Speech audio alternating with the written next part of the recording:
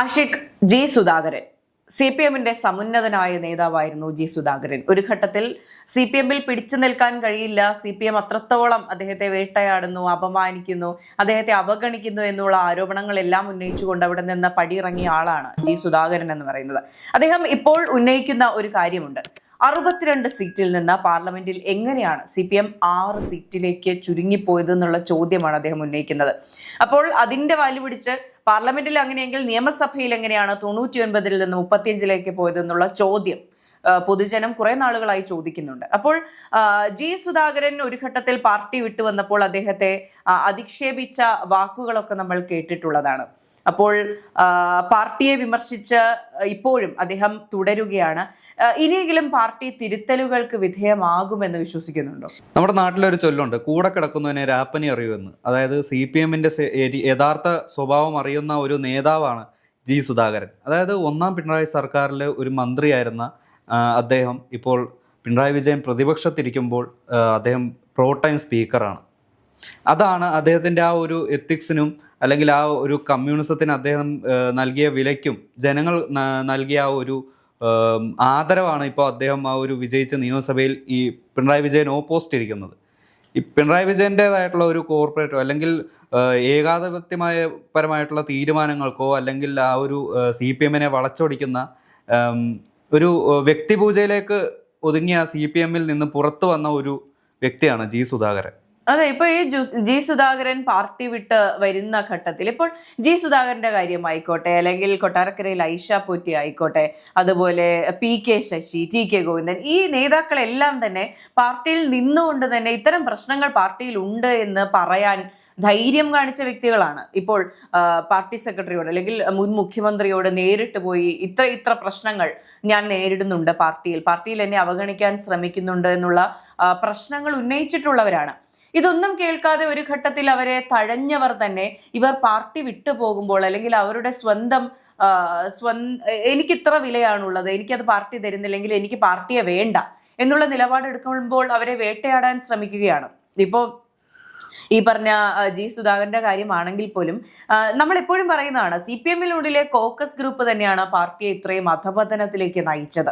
ആ കോക്കസ് ഗ്രൂപ്പിനുള്ളിൽ കാര്യങ്ങൾ നിൽക്കണം, എപ്പോഴും അധികാരദണ്ഡ് അവരുടെ കയ്യിൽ ഇരിക്കണം എന്നുള്ള തോട്ടിൽ നിന്നാണ് ഇത്തരം സമുന്നതരായ കഴിവുള്ള നേതാക്കളെല്ലാം പുറത്തു വരുന്ന സാഹചര്യത്തിലേക്ക് വന്നത്. ഇപ്പോൾ ജി സുധാകരൻ ഈ സത്യപ്രതിജ്ഞയ്ക്ക് ശേഷം നിയമസഭയിൽ പിണറായി വിജയനെ നേരിട്ട് കണ്ട ഒരു രംഗമുണ്ട്.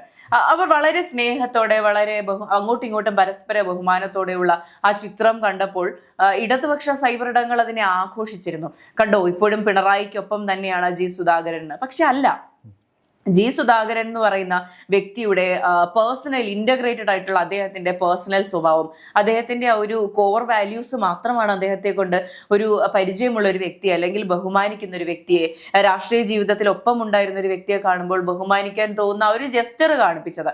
അല്ലാതെ ഈ പറഞ്ഞ പാർട്ടിയോടുള്ള ഒരു തരത്തിലുള്ള ഒരു പോസിറ്റീവ് സമീപനമോ അതായിരുന്നില്ല. അപ്പോൾ ഇപ്പോൾ അദ്ദേഹം ഈ പറഞ്ഞ പാർട്ടിയെ വിമർശിക്കുകയാണ്. എന്തുകൊണ്ടായിരിക്കും? ഒന്ന് ആലോചിച്ച് നോക്കൂ. ഇപ്പോൾ CPM വിട്ട് പുറത്തിറങ്ങിയ ജി സുധാകരനെ പോലുള്ള നേതാവ് വീണ്ടും CPM-നെ വിമർശിക്കുന്നുണ്ടെങ്കിൽ അത് എന്തുകൊണ്ടായിരിക്കും? സ്വാഭാവികമായിട്ടും അത് CPM-നോടുള്ള സ്നേഹം കൊണ്ട് മാത്രമായിരിക്കും. ആ പാർട്ടി ഇനിയും നശിച്ചു പോകരുത്, ഇനി അടുത്ത 5 വർഷത്തിനുള്ളിൽ ഈ പറഞ്ഞ 35-ൽ നിന്ന് 0-ലേക്ക് പോകുന്ന ഒരു പാർട്ടിയായി ഞാൻ ഒരിക്കൽ ഇരുന്ന പ്രസ്ഥാനം മാറരുത് എന്നുള്ള വിശ്വാസത്തിലാണ്, ആഗ്രഹത്തിലാണ് അദ്ദേഹം ഇത്തരത്തിലുള്ള വിമർശനങ്ങൾ നടത്തുന്നത്. പക്ഷെ ഇടതുപക്ഷം എന്താണ് തിരിച്ചു ചെയ്യുന്നത്? പിണറായിയുടെ ചെരുപ്പിന്റെ വാറഴിക്കാൻ പോലും യോഗ്യതയില്ലാത്ത ആളാണ് എന്നൊക്കെ പരാമർശിക്കുമ്പോൾ അത് ഏത് മാന്യതയുടെ പേരിലാണ് അതിനെ നമുക്ക് ന്യായീകരിക്കാൻ കഴിയുക? അദ്ദേഹം തിരിച്ചു പറയുന്നുണ്ട്, ഇതെല്ലാം ഒരു ഫ്യൂഡൽ ചിന്താഗതിയാണ്. നമ്മൾ എങ്ങനെയാണ് ഒരു എൻറ്റയർലി ഡിഫറെന്റ് ആയിട്ടുള്ള 2 വ്യക്തികളെ ഒരേ ബാറിൽ കെട്ടി അതിന്റെ ബേസിസിൽ എങ്ങനെയാണ് അത് കമ്പയർ ചെയ്യാൻ കഴിയുന്നത് എന്നുള്ളതാണ്. അത് മാത്രമല്ല, ഇപ്പോൾ CPM എന്നുള്ള ഒരു പാർട്ടി നിലവിൽ ഒരാളിലേക്ക് മാത്രമായിട്ട് ചുരുങ്ങിയിരിക്കുകയാണ്, പിണറായി വിജയൻ. അതുകൊണ്ട് മാത്രമാണ് ഈ ഒരു ജി സുധാകരന് CPM എന്ന പാർട്ടിയോട് ഒരു തിരുത്തൽ വേണമെന്നും അല്ലെങ്കിൽ ഈ ഒരു പാർട്ടി തനിച്ചു പോകുമെന്നും നിരന്തരമായി പറഞ്ഞുകൊണ്ടിരിക്കുന്നത്. പക്ഷേ CPM എന്നുള്ള ഒരു പാർട്ടി പിണറായി വിജയനെ മുന്നിൽ നിർത്തി അല്ലെങ്കിൽ അത് ബ്രാൻഡ് ഫേസ് ആക്കി ഇപ്പോഴും മുന്നോട്ട് പോവുകയാണ്, തിരുത്താതെ അല്ലെങ്കിൽ ഈ ഒരു പതനത്തിന് കാത്തിരിക്കുന്നു എന്ന് വന്നോണം. അതായത് ഇനി ഒരു തിരഞ്ഞെടുപ്പ് വന്നാൽ ഈ ഒരു പിണറായി വിജയനെ തന്നെ ബ്രാൻഡ് ചെയ്ത് വിജയിപ്പിക്കാൻ ഒരിക്കലും ഇനി കേരളത്തിലെ CPM സാധിക്കില്ല.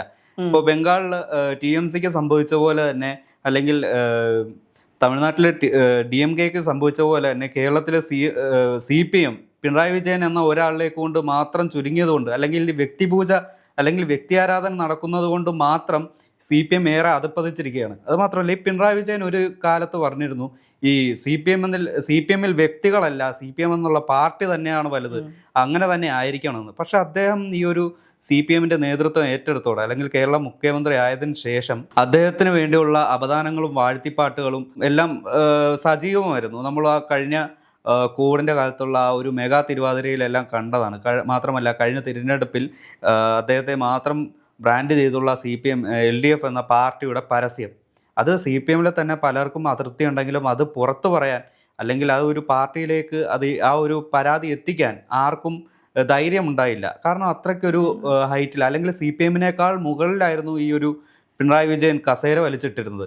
അതിനെയാണ് ജി സുധാകരൻ ചോദ്യം ചെയ്യുന്നതും ഇപ്പോൾ ചെയ്തുകൊണ്ടിരിക്കുന്നതും.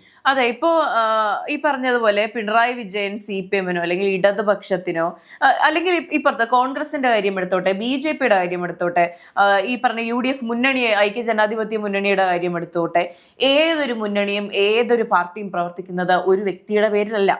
ഇപ്പോൾ ഇത് സ്ഥാപിച്ച ഒരു വ്യക്തിയുടെ പേരിലോ, അല്ലെങ്കിൽ അത് കൊണ്ടുപോകുന്ന വ്യക്തിയുടെ പേരിലോ, മുഖ്യമന്ത്രിയോ പ്രസിഡന്റോ ആര് തന്നെ ആയാലും ഒരു പാർട്ടിയും ഒരു മുന്നണിയും പ്രവർത്തിക്കുന്നത് ഒരു വ്യക്തിയുടെ പേരിലല്ല. ഇപ്പോൾ ഓരോ സ്ഥാനത്തും ഓരോ പ്രദേശത്തും ഇപ്പൊ നമ്മൾ ഒരു പാർട്ടിയെ പറ്റി കൂടുതൽ അറിഞ്ഞത് ചിലപ്പോൾ നമ്മുടെ പ്രാദേശികമായ ഒരു നേതാവിന്റെ നല്ലൊരു പ്രവർത്തനങ്ങളെ അടിസ്ഥാനമാക്കി ആയിരിക്കാം. ഇപ്പോ എന്റെ മണ്ഡലം അരുവിക്കരയുടെ കാര്യം പറയുകയാണെങ്കിൽ, ഞാൻ കണ്ട ആദ്യത്തെ നല്ലൊരു കോൺഗ്രസ്സുകാരൻ എന്ന് പറയുന്നത്, ഇപ്പൊ എന്റെ കുടുംബത്തിന് പുറത്തേക്ക് നോക്കിയാൽ പുറമെ അറിയുന്ന ഒരു കോൺഗ്രസ്സുകാരൻ എന്ന് പറയുന്നത് G. കാർത്തികേയൻ സാറായിരുന്നു. അതുപോലെ ഓരോ സ്ഥലത്തും ഓരോ പ്രാദേശികമായിട്ട് സ്വാധീനം ചെലുത്തിയ നല്ല നല്ല നേതാക്കൾ ഉണ്ടാകും. ഇപ്പൊ G. സുധാകരന്റെ കാര്യം പറയുകയാണെങ്കിൽ, ആലപ്പുഴയെ കേന്ദ്രീകരിച്ച് നോക്കുകയാണെങ്കിൽ അവിടുത്തെ പാർട്ടി പ്രവർത്തകർക്ക് ഏറ്റവും വലുതെന്ന് പറയുന്നത് G. സുധാകരന്റെ പ്രവർത്തനങ്ങളായിരിക്കും. അതൊരിക്കലും നമ്മുടെ മുഖ്യമന്ത്രിയായിരുന്ന പിണറായി വിജയൻ ആകണമെന്ന് നമുക്ക് നിർബന്ധം പിടിക്കാൻ കഴിയില്ല. അപ്പോൾ ഓരോ വ്യക്തികളും ഓരോ പാർട്ടിക്കും ഓരോ പ്രസ്ഥാനത്തിനും ഓരോ മുന്നണിക്കും വളരെ ഇമ്പോർട്ടൻ്റ് ആയിട്ടുള്ള ആൾക്കാരാണ്. ഇവരെല്ലാം ചേർന്നുകൊണ്ട് തന്നെയാണ് ഈ പാർട്ടി വിജയത്തിലേക്ക് എത്താൻ സാധിക്കുള്ളൂ. അപ്പോൾ ഒരു വ്യക്തിയെ, ഇപ്പൊ കൊട്ടാരക്കരയിൽ ഐഷ പോറ്റി അല്ലെങ്കിൽ ആലപ്പുഴയിൽ G. സുധാകരൻ, ഇവരെല്ലാം മാറ്റി നിർത്തുന്നതോടുകൂടി പാർട്ടി അങ്ങ് വിജയിക്കുമെന്ന് വിചാരിക്കുന്നതാണ് മണ്ടത്തരം. ഇവർക്കൊപ്പം നിൽക്കുന്ന, ഇവരുടെ ആശയങ്ങളെ ഇഷ്ടപ്പെടുന്ന, ഇവരുടെ പ്രവൃത്തികളെ ആരാധനയോടെ നോക്കിക്കാണുന്ന ഒരു പാർട്ടി പ്രവർത്തകരുണ്ടാവും. അവരുടെ വോട്ട് കൂടിയാണ്, അവരുടെ സ്വാധീനവും അവരുടെ ഇഷ്ടവും അവരുടെ സപ്പോർട്ടും കൂടിയാണ് ഇവർ പോകുന്നത് എന്ന് പാർട്ടി ചിന്തിക്കാൻ മറന്നു പോകുന്നു. ഇപ്പോൾ പിണറായി എന്ന് പറയുന്ന വലിയൊരു ഫിഗറിലേക്ക് പലർക്കും ആകർഷണം ഉണ്ടാകാം, ആരാധന ഉണ്ടാകാം. പക്ഷെ അതെല്ലാം ഈ പ്രാദേശിക ലെവലിലേക്ക് നോക്കുമ്പോൾ വോട്ടുകളായി മാറാനോ അല്ലെങ്കിൽ ഒരു വലിയ രീതിയിലുള്ള സപ്പോർട്ടായി മാറാനോ സാധ്യതയില്ല. നമ്മൾ ഈ VS അച്യുതാനന്ദനും അല്ലെങ്കിൽ പിണറായി വിജയൻ രണ്ടുപേരും തമ്മിൽ നമുക്ക് കമ്പയർ ചെയ്ത് നോക്കുകയാണെങ്കിൽ, പിണറായി വിജയന് ഒരു സധൈര്യം അല്ലെങ്കിൽ സഗൗരവമാണ് ആ ഒരു ഭാവം. എപ്പോഴും ഗൗരവമേറിയ ഒരു ബലം പിടിച്ചുള്ള ഒരു ശരീരശൈലിയും അല്ലെങ്കിൽ ആ ഒരു സംസാരവും. അതുമാത്രമല്ല, ഇപ്പോഴത്തെ VS അച്യുതാനന്ദൻ, അദ്ദേഹത്തെ VS അച്യുതാനന്ദൻ എന്ന് ആരും തികച്ചു വിളിക്കില്ല. പ്രിയപ്പെട്ട VS എന്ന് മാത്രമാണ് സഹാക്കളായാലും എതിർചേരിയിലുള്ളവരായാലും വിളിക്കുകയുള്ളൂ. അദ്ദേഹത്തിൻ്റെ ആ മരണത്തിൻ്റെ സമയത്താണെങ്കിലും അദ്ദേഹത്തോടുള്ള ആദരവ് നമ്മൾ കണ്ടതാണ്. ഈ കോൺഗ്രസ്സിലുള്ളവരായാലും ഏത് പാർട്ടിയിലുള്ളവരായാലും സാധാരണക്കാർക്ക് പോലും അദ്ദേഹത്തെ ഒരുപാട് എന്താ പറയുക, തള്ളിക്കളയാനാത്ത രീതിയിൽ, അതായത് മരണത്തിന് അതീതമായി നമ്മുടെ സമൂഹത്തിൽ നിലനിൽക്കുന്ന ഒരു രാഷ്ട്രീയ നേതാക്കളിൽ ഒരാളാണ് ഈ നമ്മുടെ VS. അദ്ദേഹത്തിൻ്റെ ചില പ്രസംഗങ്ങൾ, അദ്ദേഹത്തിൻ്റെ പ്രസംഗ ശൈലികൾ, അദ്ദേഹത്തിൻ്റെ പെരുമാറ്റങ്ങളെല്ലാം നമ്മളുടെ മനസ്സിൽ ഇപ്പോഴും ഉണ്ട്. അതുപോലുള്ളൊരു VS പോലുള്ള ഒരു മുഖ്യമന്ത്രി ഇരുന്ന സമയത്ത് G. സുധാകരൻ അവിടെ മന്ത്രിയായിരുന്നു. തുടർന്ന് പിണറായി വിജയൻ മന്ത്രിയായിരുന്നു. ഒന്നാം പിണറായി സർക്കാരിലും G. സുധാകരൻ മന്ത്രിയായിരുന്നു. ഈ രണ്ട് സമയത്തും അദ്ദേഹത്തിൻ്റെതായിട്ടുള്ള ഇടപെടലുകളും അല്ലെങ്കിൽ അദ്ദേഹത്തിൻ്റെ ഓരോ വികസന പ്രവർത്തനങ്ങളെല്ലാം വളരെ ശ്രദ്ധയോടെയാണ്, അല്ലെങ്കിൽ ഏറെ കൗതുകകരമായിട്ടാണ് നമ്മുടെ കേരളം കണ്ടുകൊണ്ടിരുന്നത്. അതുപോലൊരു വ്യക്തിയെയാണ് പിണറായി വിജയൻ മനഃപൂർവ്വം ഒഴിവാക്കിയതെന്നാണ്. അത് ചിലർക്ക് വേണ്ടിയുള്ള ഒരു എന്താ പറയുക, ഒരു പരോപകാരം ചെയ്തു കൊടുത്തതിൻ്റെ പേരിൽ ഈ G. സുധാകരനെ മനഃപൂർവ്വം തഴയപ്പെട്ടിരുന്നു. സ്വന്തം ജില്ലയിലെ ഒരു പരിപാടിയിൽ നിന്ന് പോലും ഒഴിവാക്കപ്പെട്ടു എന്നുള്ള ഒരു അവസ്ഥ, അതും സ്വന്തം പാർട്ടിയിൽ നിന്ന് പോലും, സ്വന്തം ജില്ലയിലെ ഒരു സമുന്നത നേതാവിനെ ഒഴിവാക്കുമ്പോൾ അദ്ദേഹത്തിനുണ്ടാവുന്ന ഒരു ബുദ്ധിമുട്ട്, അതാണ് ഈ ജി സുധാകരനെ ഈ പാർട്ടിയിൽ നിന്നും മാറി സ്വതന്ത്രനായി ജനങ്ങളുടെ കൂടെ നിന്ന് പ്രവർത്തിക്കാൻ അദ്ദേഹത്തെ ചിന്തിപ്പിക്കാൻ ഇടയാക്കിയത്.